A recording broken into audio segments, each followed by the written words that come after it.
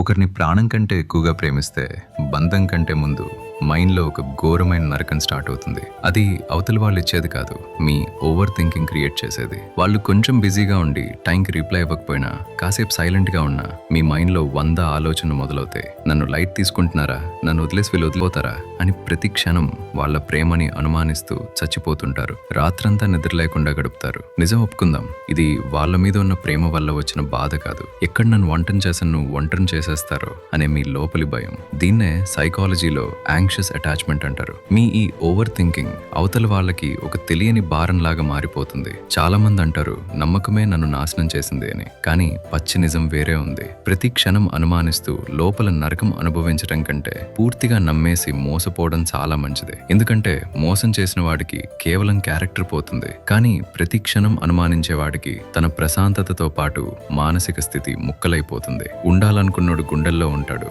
వెళ్ళిపోవాలనుకున్నోడిని ఏ బంధనాలతోనూ ఆపలేవు. నువ్వు నమ్మకం పెట్టుకోవాల్సింది వాళ్ళ కోసం కాదు, నీ సొంత ప్రశాంతత కోసం. ఈ నిజం ఎవరికైనా గుర్తు చేయాలి అనిపిస్తే ఇప్పుడే షేర్ చేయి.